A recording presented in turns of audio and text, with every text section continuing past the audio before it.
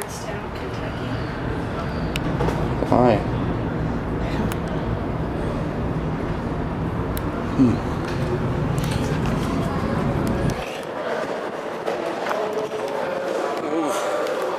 Uh-oh. See this coming.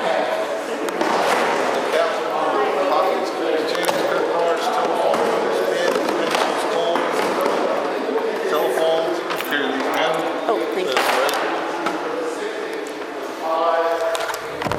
Right in there.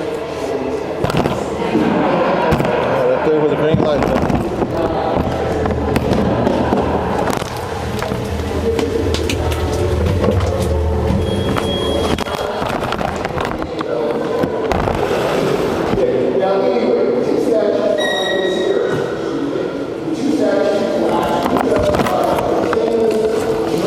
What'd you have? A belt.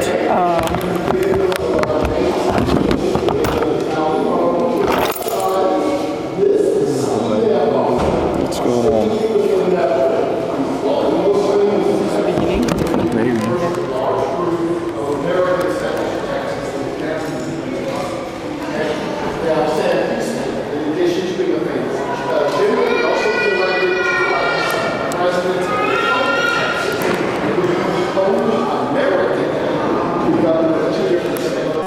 Texas in 1860 and Tennessee in 1827. Okay? And he was our first U.S. senator. We let the Americans in 1825, 1846.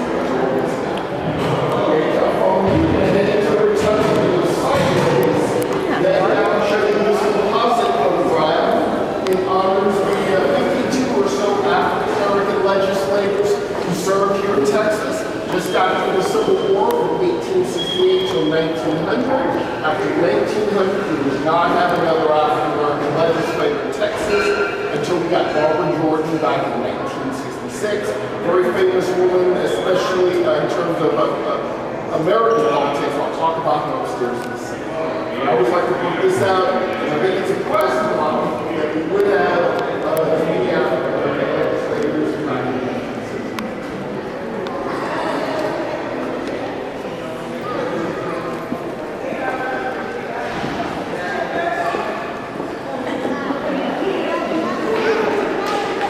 Now, welcome everyone to the Rotunda. This is one of my favorite areas of the building. I think you can probably see why. Now, if you look up at the top of the dome, the star up there may look small. It is actually about 8 feet across. About 2.5 meters across. It's about the size of this little seal. Now, it looks small only because it's really high up there. It's actually about 218 feet, about 68 meters from the star to the floor. The building itself is about 100 meters high, about 302 feet, making this building about 4.5 meters or 14 feet taller than the U.S. Capitol in Washington, D.C.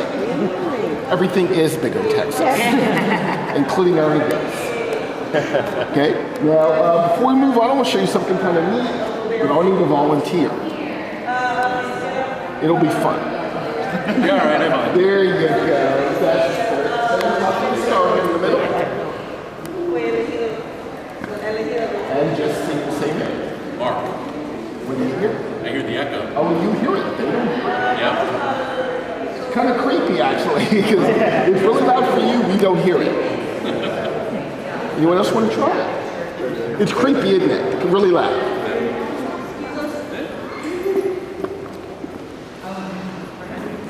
Welcome to Texas. Wow. In stereo. Anyone else? If not, it'll be here all day.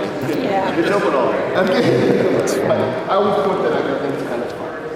Now, Is that intentional or is it just that is deliberate. Now, it's inverse acoustic. If you got a round room and it's in the middle, the sound trouble out, hit the walls and bounce. Gotcha.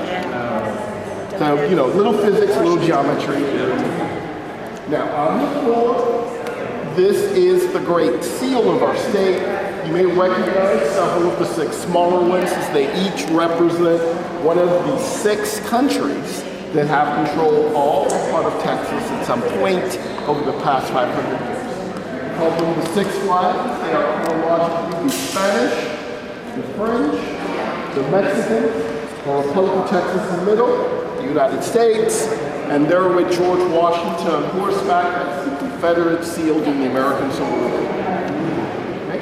Now on the walls around us are all the former governors of our state, going up to the 4th level, where we also have the President of the Texas Republic. Chronological order with George Bush in the final spot there. Our current governor is Greg Abbott. Rick Perry was our most recent former governor, but you don't see him yet. They haven't finished painting him. I think they're trying to figure out which glasses to put on. But when they do, they're going to put him in Bush's spot. Bush will then move to the left, I think for the first time.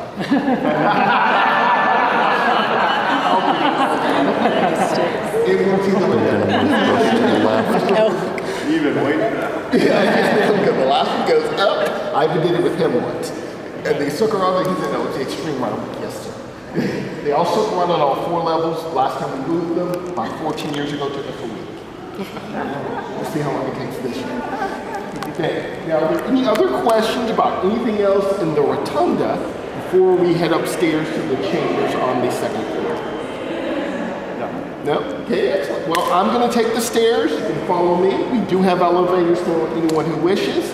One in the south foyer, some on the north side. Go to the 2nd floor. We'll reconvene in the Senate. Feel free to take the elevators. Follow me.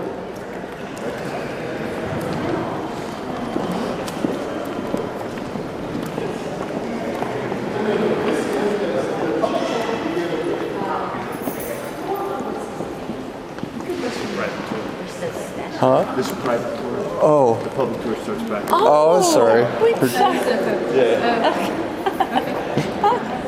okay then.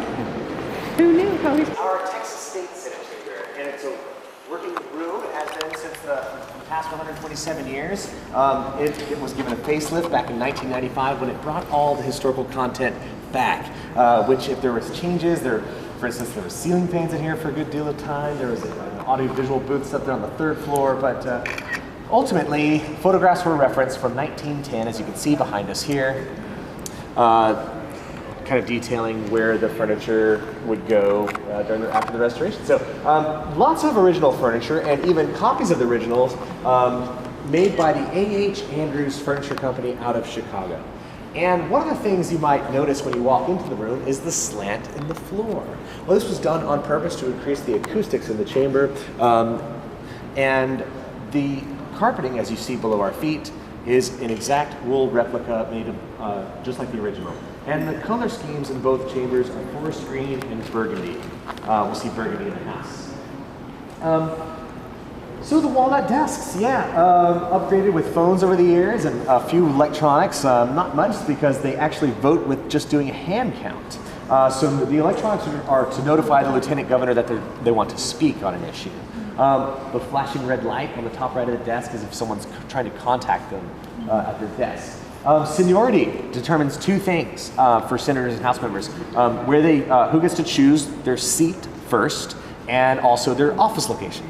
It starts with the 2 deans of both rooms. The dean of the Senate and the dean of the House are the members who have been elected the longest. And in the room, there's a large public viewing gallery. Seats about 350 people. It's first come, first sit. People can sit for as little or as long as they like during the session, and it's always open to the public when session is happening. And then you'll have 6 chandeliers. These chandeliers are quite historic. They were the first to arrive on the scene to feature the electric light bulb in the building. In 1890, these were ordered and shipped to Austin, and these feature the Lone Star, of course. So that's kind of the theme of the building. If you haven't guessed already, we challenge anyone to try to attempt to count the number of stars on the Capitol grounds. And get back to this. But very historic and very pretty, and you'll see 6 of these just like these in the House of Reps office as well too. You might notice there's lots of natural sunlight coming in and out of the building's hallways. There's over 900 windows on the exterior of the building, and you can see tall windows in this room with handmade cherry wood curtains, shutters that were made replicas in 1995. But the glass works is quite unique as you notice the double etched acid pane glass panels on the doors and in the ceiling. These were imports as well. And but there's two levels of glass above us, as there's an exterior kind of protective layer above this decorative glass. And there's typically attic spaces in most of the rooms that you see here, which helps with convection and air circulation in the building. But you see some famous, it's chock full of historical content if you want to look around through the past and see the different senators and House members through the years. We have many from the 1800s up there. The most contemporary ones that we have are on the back of the wall, and these will get rotated around, just like the governor's portraits will get rotated around the gallery. Eventually these will end up downstairs in the basement, which is really the ground floor. So these will probably be up here for about a decade until they get moved. You might be curious to why there's family members on them as well. Well, back in the 1800s, the composites featured family members, typically nephews or nieces or grandchildren of the members, and they still do that today as a little bit of a tradition to make these composites a little bit more exciting. And so at the rear of the hall, you have two large battlefield scenes. The one nearest to us is the battle at San Jacinto, and the portrait on the left, the battle at the Alamo. Of course, the artist was nowhere near these events when these happened. He was born in Belfast, Ireland in the year of 1836. He had immigrated to Texas later in his life, but it resembles such a huge boom of interest in early Texas history, especially Revolutionary era Texas history. In the 1880s, when this building is being built, it's when he begins work on these, and these were finished in 1905. But yeah, a lot around that era, from the 1880s to the early turn of the 20th century, is when a lot of these kind of battlefield scenes were done. But many of the portraits date back to the actual time period when these individuals lived, like this very important early statesman for Texas and Mexico. And early Spain as well too, as Lorenzo de Zavala was hired to settle an area for Spain in Texas. The area around Nacogdoches, Texas, is probably the second most successful colony in early Texas history.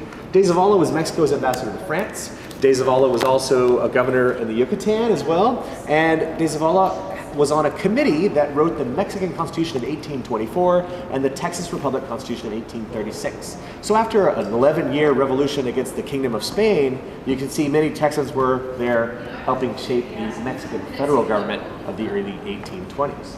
You can see contemporary 20th century Texans on this far wall, like Lyndon Baines Johnson, the 36th President of the United States, served in the building as a young page before becoming a school teacher and a U.S. Congressman in 1938.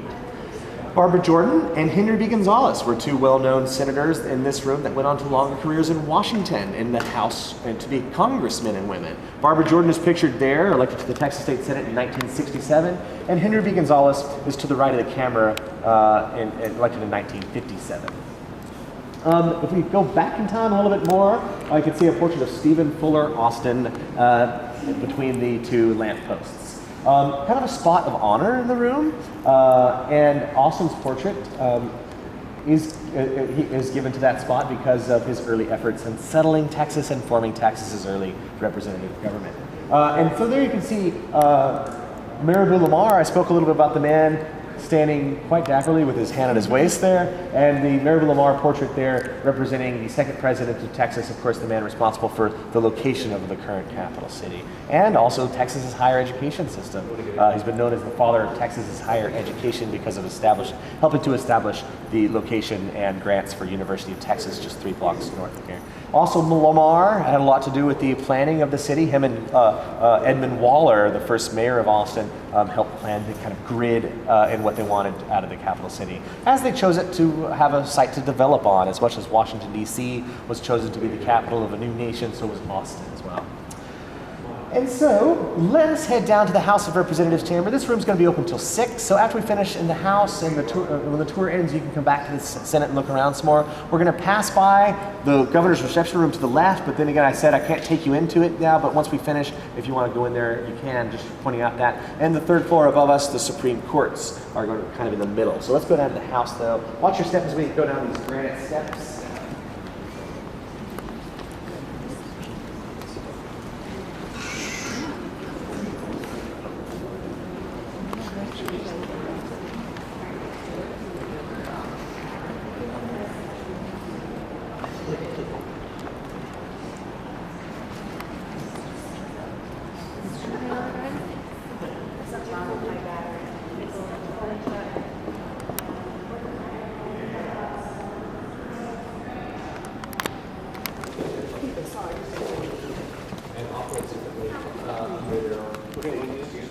So in fact, so folks, this House reps will serve a 2-year term, and the senators will serve a 4-year term. You have to be a minimum age of 21 to be a House member. You have to be a minimum age of 26 to be a senator. And the main difference between them is that when you're a House member, you will represent about 150,000 people, and when you're a senator, you'll probably represent around 850,000 people. So it's basically this population is divided up in Texas, which is I think last year was around 28 million people, 150 times in the House, and divided up 31 times in the Senate. And every year they'll have a committee hearing on the district lines because the population shifts around the state. And essentially, many people might begin their political career in the House and go on to the Senate. Many people from the Senate might become lieutenant governor, or even run for U.S. Congress in the U.S. Senate or House. So it is a big springboard for people that want to get into public service. And so these two portraits here behind us, the man holding the cigar and the man holding the letters, were probably the two most well-known Texans that began their career in here. Now we mentioned LBJ was a young page in the room for his father who was a House member, but John Nance Garner became U.S. Congress Speaker and Vice President during the 1940s as Franklin Roosevelt's running mate. He would mentor Sam Rayburn, who's pictured there. Sam Rayburn was one of, if not the longest serving U.S. Congress speakers in U.S. Congress history. Yeah, and so we mentioned Barbara Jordan in the other room, and Henry B. Gonzalez serving long year careers in the U.S. Congress as well too. But in this room, they're ultimately going to vote on the same issues. The senators' votes will count for representing more Texans. Just a little bit more kind of micro and a little bit more macro in the Senate. And more comfortable chairs. Aren't those great? And if you get one with a sweet little seal on the front with the Texas state seal on it. So, but the senators' chairs, although it would be cool if they did use the historical ones during the session days, those are just put on show for historical displays since session ended already. And so at the end of session, that's when they kind of bring back a lot of some of the more historical content.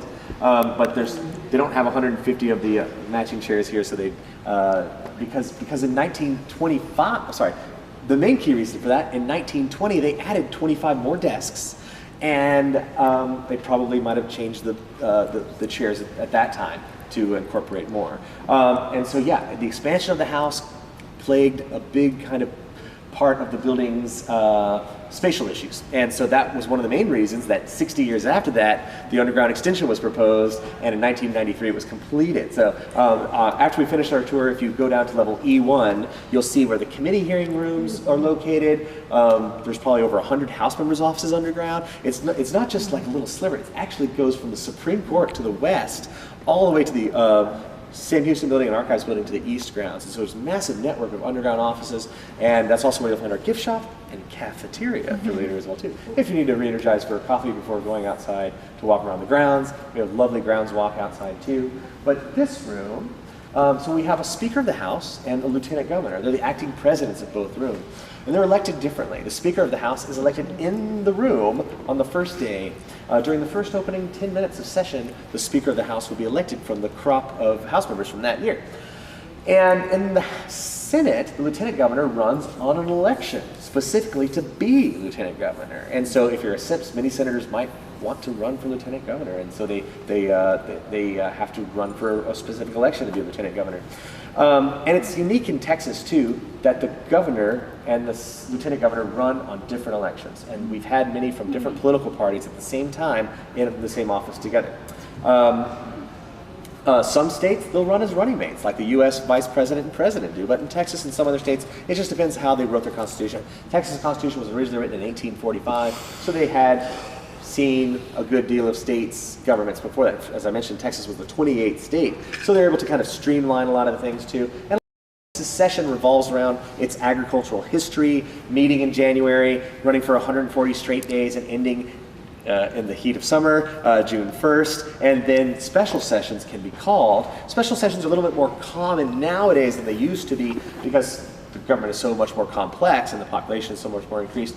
And typically a lot of the larger budget issues will be saved till the end of the session. Not saved, but it's just that it takes so long to hash out, and because they're so complex and they're in the hundreds of millions of dollars. And so departments like transportation and education, of course, are going to typically be the big budget bills that you see. But as long at near the end, as long as the budget bills are wrapped up and the Texas state budget is balanced, and the session can come to a close. And so there's no special session that has been called this year since the session has ended. But the past 2 sessions we've had before this, there have been 3 special sessions called, and that is the call of the current governor at the time. The current governor can call the legislature back into session for 30 days at a time. But yeah, but as far as we know now, there will be no more legislation for 2015, but who knows? You never know. And so, but that's not my job to call the legislature. So I don't really know. But as we see in this room, let me talk about the historical content in the chamber before we wrap things up. There's a great look at the differences between the composite photography in the Senate and here in the House. It's an actual seating chart, so it's really handy for back in time when you're looking to research where a House member might have sat. And so we get people that are always looking for relatives of theirs that were in the House over the years, and they want to know where their seat was. And so down in the chamber, there was a historical first in the room. The first electrical voting system in a house in the country was used here first in 1922, I believe, was when these electrical switchboards were installed into the desks, and many of the desks were from the 1880s, I might add. And then the 2 large switchboards with the names in white with the gold frame, and you have a green or red light next to them. And so the voting clerk can count the votes there. The center aisle is where the debates will happen. And we'll have 10 minutes at a time to debate an issue. Also, another privilege for the senators can speak longer than 10 minutes. There's just certain rules for speaking that they have to adhere by, like not repeating yourself and things like that. So some other kind of staying on topic, of course. And let's see. But you won't see a battle flag from the Texas Revolution here in Texas anywhere else but in this room. In the very direct center of the chamber, behind the red drapes, is the battle flag that was used by the Texan Army. The 900 Texans followed this flag into battle to meet General Santa Anna at the battlefield site at San Jacinto. And on the front of the flag is Lady Liberty. Lady Liberty is holding a sash, a banner that reads "Liberty or Death," and a sword. And that may or may not have influenced architect Elijah Myers to use the statue on the top of the dome. We don't know, but either way, there is a Goddess of Liberty statue on top of the dome, and Elijah Myers designed this amazing Capitol building, and was asked to design 2 more from the home state where he was from, Detroit, where he was from. He did the Michigan State Capitol and also the Colorado State Capitol too. So check them out. You'll find many similarities between all 3 of the buildings. And some other historical paintings in here. Sam Houston, when he was governor of Texas, right there in that tall chair in 1859. The portraits of Stephen F. Austin on either side. Stephen F. Austin settling Austin's colony here on the right, and the approach of the Texas Revolution on the left. On the far wall from us, 2 very well-known Texans of Texas history. Audie Murphy, World War II captain, who fought in France, most decorated U.S. soldier from World War II, and Texan Colonel James Bowie, with his arms folded there, Alamo commander. So I'll wrap things up here within the last minute, and at this time, folks, I'm going to let you explore around on your own. The building will stay open until 10 p.m. There are a few closures at 5. The governor's reception room, the Supreme Court, that's on the 2nd and 3rd floor, the library as well too on this floor, the gift shop and cafeteria will close at 5, and the visitor center. So if you have any, and so if you want to get maps and brochures and see some historical exhibits, that's next door, or save it for tomorrow. It's open tomorrow as well too. The visitor center closes at 5. The grounds will stay open all till sundown. And other than that, we do have an agricultural museum right below us. So there are some things tucked in the wings that you might not be aware of. So feel free to explore around. You'll see some neat things throughout the Capitol building that you might not have expected. So thanks for joining us today. Have a wonderful afternoon and enjoy the Capitol. Thanks. Thank you.